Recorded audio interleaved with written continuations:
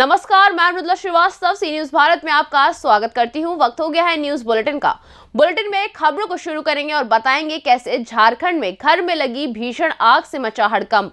आगे देखेंगे महाराजगंज सदर कोतवाली पुलिस और क्राइम ब्रांच की टीम ने 48 घंटे में एक 55 वर्षीय व्यक्ति की हत्या का किया खुलासा। इसी के साथ जानेंगे उड़ान समाज सेवी स्वर्गीय गोविंद सिंह स्मृति क्रिकेट टूर्नामेंट में पटना और बासा रही विजयी। ऐसी ही तमाम खबरों पर करेंगे विस्तार से चर्चा। एक घर में अचानक आग लग जाने से घर का सारा सामान जलकर राख हो गया। मामला हिरनपुर थाना क्षेत्र के दुलमी डांगी का है, जहां एक घर में अचानक आग लग गई। आग को बुझाने के लिए ग्रामीणों के द्वारा पूरा प्रयास किया गया, परंतु देखते ही देखते आग ने विकराल रूप ले लिया एवं घर सहित सारा सामान जलकर राख हो गया। इस आगजनी में 5 बकरी एवं एक मोटरसाइकिल सहित घर में रखा लगभग 60 क्विंटल धान भी जलकर राख हो गया है। वहीं बाद में पहुंचे अग्निशमन वाहन ने आग को नियंत्रण किया। तब तक लगभग 3 लाख का सामान जलकर राख होने की खबर सामने आ रही है। दिवागस्ती में हम लोग को सूचना मिली 2:30 बजे करीब कि दुलमी डंगा में अचानक आग लग गया है। इसी सूचना के आधार पर हम लोग यहाँ पाए। हम लोग आए तो पूरा क्या कहते हैं 2 रूम का घर तो पूरा जल के राख हो गया। उसमें करीब 3-4 बकरी था, वो भी जल गया। एक पुराना मोटरसाइकिल था, वो भी जल गया। उसके बाद क्या कहते हैं 50-60 कुंटल धान था, वो भी जल गया है। करीब तकरीबन लगता है हमको कि 3 लाख से ऊपर का संपत्ति का नुकसान हुआ है। जो नहीं था, गांव का आदमी हल्ला किया। इसमें हम लोग आए, दौड़ के सबको देख रहे कि आग पूरा जल रहा है, एकदम जल गया, सब चीज़ जल गया।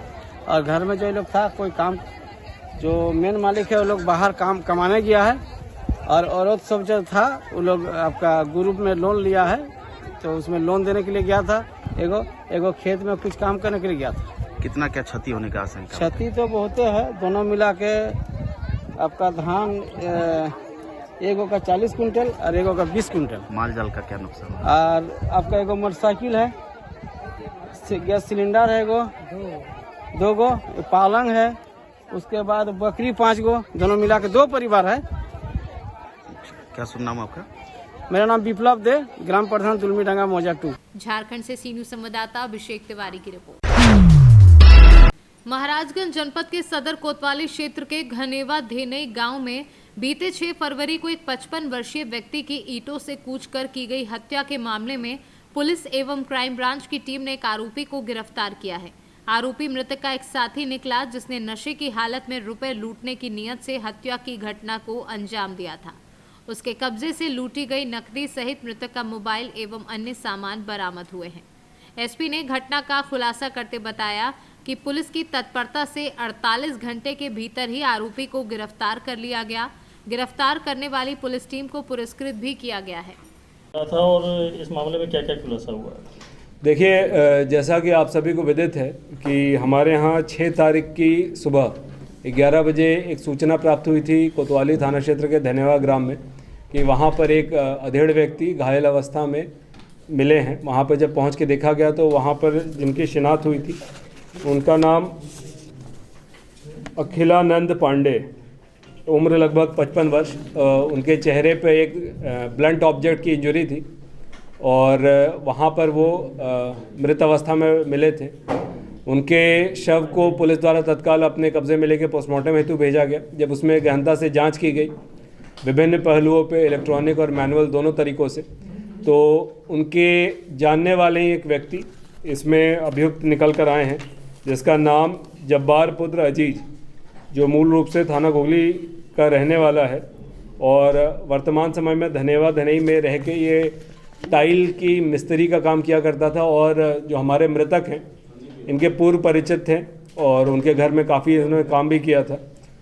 और इसके द्वारा पैसे की लालच के कारण, जैसा इसके द्वारा भी बताया गया है, वहाँ पर इनसे पैसे हड़पने के चक्कर में, इनसे पैसे छीनने के चक्कर में इसके द्वारा वहीं पे पड़े एक ब्लंट ऑब्जेक्ट जो हमारी ईंट है उससे इनके ऊपर हमला करके इनको घायल किया गया था, जिसमें इनकी मृत्यु हुई। महाराजगंज से सी न्यूज संवाददाता अंगद शर्मा के साथ सुनील पांडे की रिपोर्ट।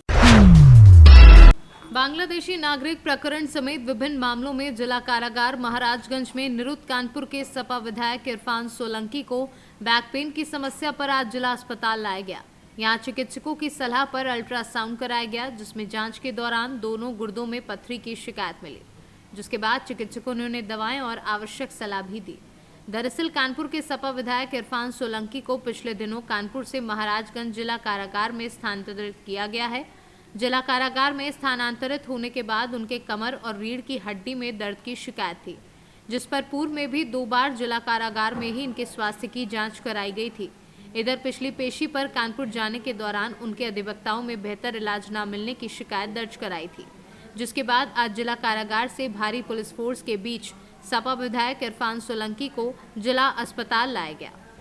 महाराजगंज से सीनू संवाददाता अंगद शर्मा के साथ सुनील पांडे की रिपोर्ट। रायपुर कुर्चलियान गत दिवस 6 फरवरी से सीएम राइज उत्कृष्ट विद्यालय रायपुर कुर्चलियान के प्रांगण में चल रहे उड़ान समाज सेवी स्वर्गीय गोविंद सिंह स्मृति क्रिकेट टूर्नामेंट का लीग मैच पडरा और पटना के बीच खेला गया, जिसमें पटना ने जीत का खिताब अपने नाम किया। दूसरा मैच रामनई और बासा के बीच रहा, जिसमें बासा विजयी रही। बता दें कि ये क्रिकेट टूर्नामेंट विधायक नागेंद्र सिंह के मार्गदर्शन और जिला पंचायत उपाध्यक्ष प्रणव प्रताप सिंह के संयोजन में कराया जा रहा है। रीवा से सीनू संवाददाता अर्जुन तिवारी की रिपोर्ट। पुलिस अधीक्षक जनपद संभल के कुशल निर्देशन में थाना संभल पुलिस ने 20-20 हजार रुपए के 2 इनामी गैंगस्टर एक्ट में वांछित चल रहे अभियुक्त गढ़ों को आज अवैध शस्त्र के साथ गिरफ्तार कर लिया है। दोनों अपराधियों के खिलाफ अग्रिम कार्यवाही की जा रही है। संभल से सीनू संवाददाता LK भारद्वाज की रिपोर्ट। उत्तर प्रदेश के डिप्टी सीएम ब्रजेश पाठक जनपद भदोई में 1 दिवसीय कार्यक्रम का हिस्सा बने, जिसमें सर्वप्रथम उन्होंने नगर पंचायत सुरियावा स्थित पंडित अटल बिहारी वाजपेयी की प्रतिमा का अनावरण किया। उसके बाद विकासखंड सुरियावा में सामुदायिक स्वास्थ्य केंद्र कस्तूरीपुर गौशाला विद्यालय का भी निरीक्षण किया। उसके बाद पार्टी कार्यालय ज्ञानपुर में तमाम पदाधिकारियों और कार्यकर्ताओं के साथ बैठक की, जिसमें मुख्य रूप से भाजपा के निवर्तमान विधायक रविंद्रनाथ त्रिपाठी, अशोक जायसवाल, विनय चौरसिया, भाजपा के क्रांतिकारी नेता पप्पू तिवारी सहित तमाम लोगों ने मोमेंटो और अंग वस्त्र देकर उन्हें सम्मानित किया, साथ ही माल्यार्पण कर उनका स्वागत किया। भदोई से सीनू संवाददाता नितेश उपाध्याय की रिपोर्ट। आज गांव टोडरपुर बाथरी में उस समय अफरा तफरी मच गई जब एक 8 वर्षीय बच्चा यीशु पुत्र पवन राजपूत ईंट ले जाने वाली गाड़ी के नीचे दब गया। परिजन उसे आनन फानन में संयुक्त चिकित्सालय सिरसागंज लेकर आए, जहां चिकित्सकों ने उसे मृत घोषित कर दिया। इस घटना के बाद मृतक का परिवार सदमे में है। वहीं बताया जा रहा है कि मृतक अपने पिता का इकलौता पुत्र था। इस पूरे मामले पर परिजनों का क्या कुछ कहना है, आइए आपको सुनवाते हैं।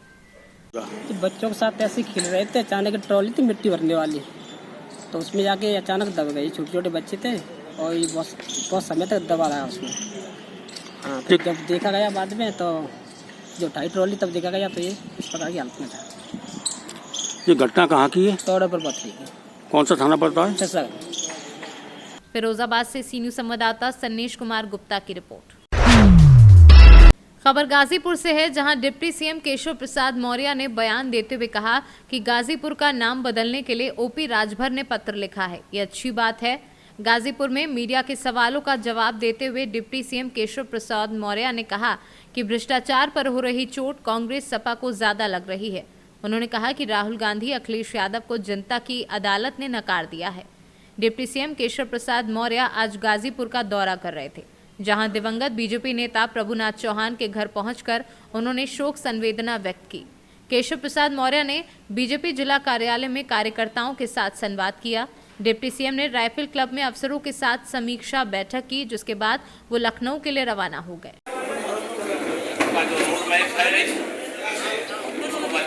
आगे बढ़ाने के निर्देश दिए गए।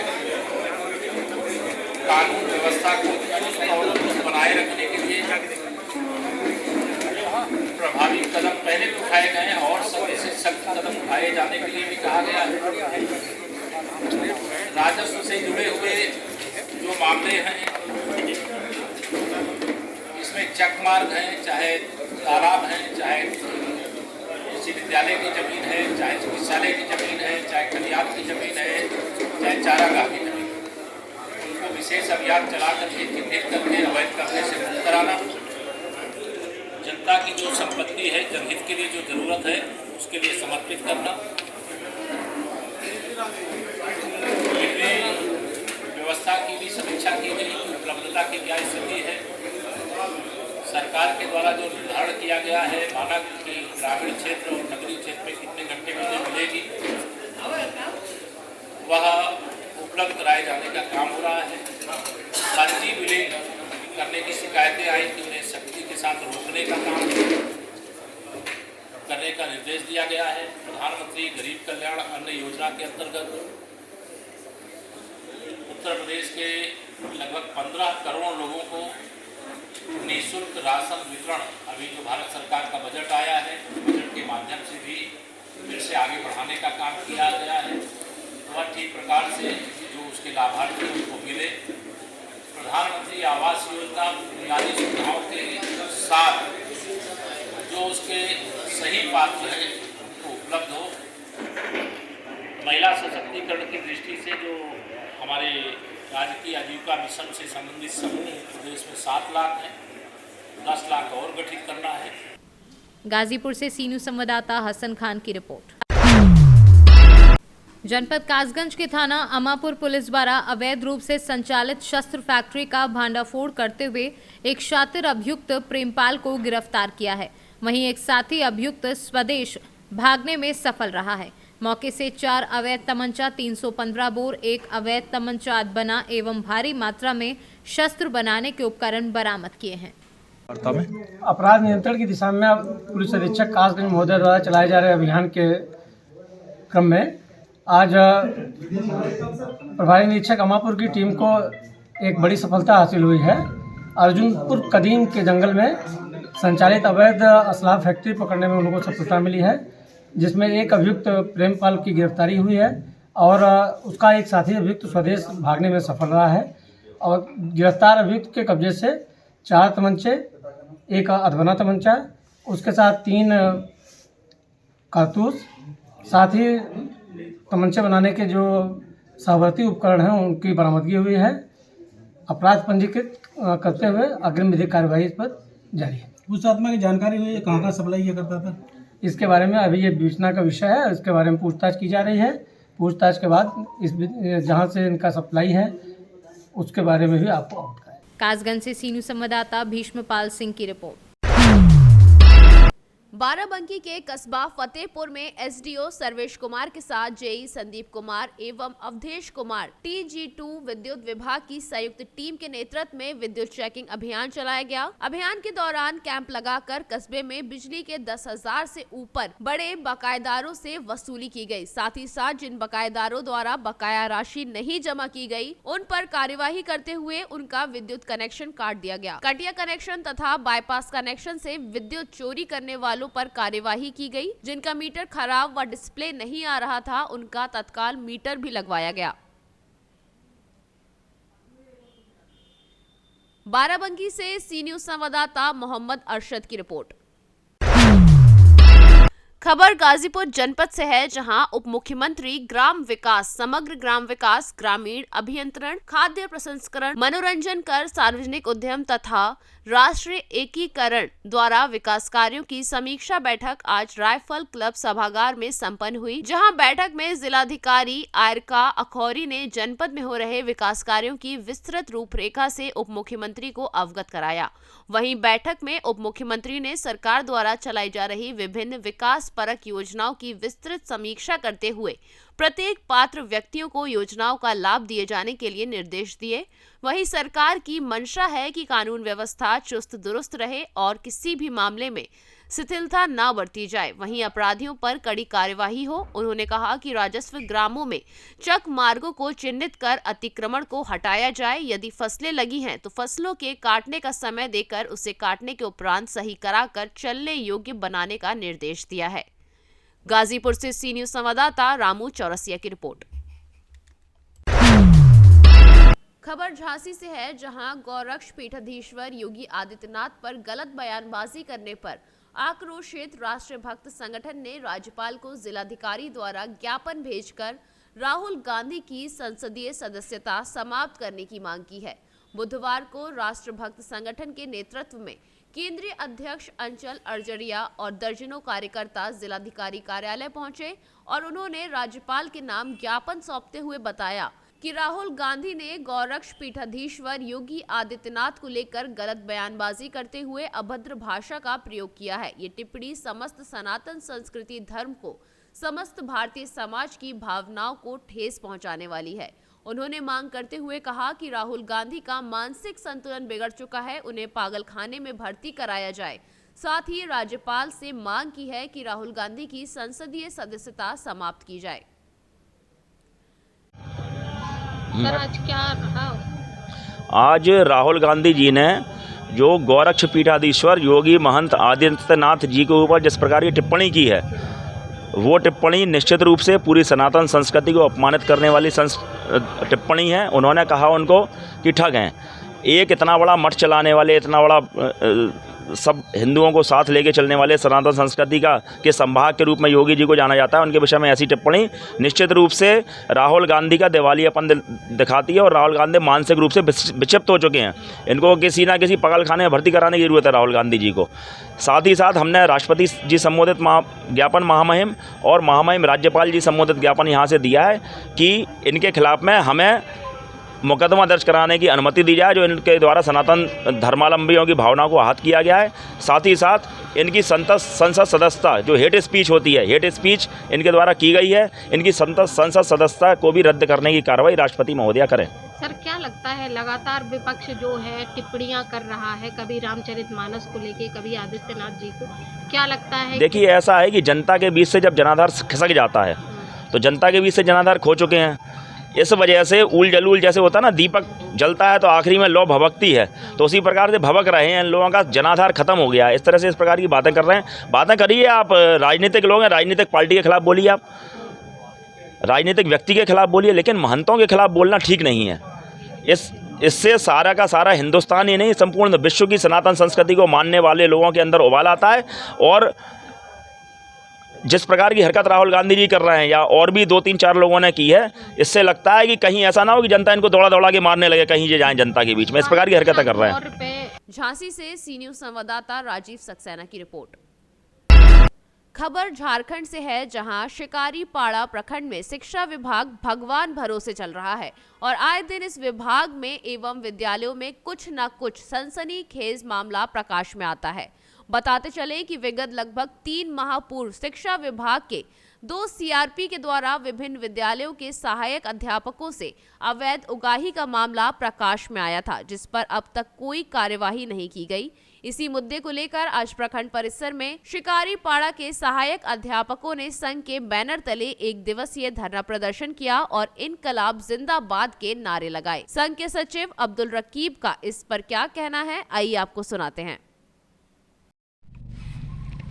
सहायक अध्यापक के बैनर तले प्रखंड कमेटी की ये बैठक है। हम लोग का मुख्य रूप से आज बैठक किया गया है कि आज से विगत 3 माह पूर्व यहाँ के शिक्षकों का 2 सीआरपी के द्वारा शोषण किया गया था, जिसमें अवैध वसूली का मामला आया था, जिसको हम लोगों ने लिखित रूप से यहाँ के प्रखंड शिक्षा प्रसार पदाधिकारी, प्रखंड विकास पदाधिकारी को दिया था और ये न्यूज़ में भी आया था। जिला में भी डीएससी साहब को हम लोगों ने ये लिख के दिया था कि अवैध वसूली किया गया है, पैरा शिक्षकों से पैसा लिया गया है। उन लोगों के द्वारा कार्रवाई का आश्वासन हम लोग को दिया गया था, लेकिन दुख की बात यह है कि उन लोगों पर, दोनों सीआरपी पर अभी तक कार्रवाई नहीं हुई है।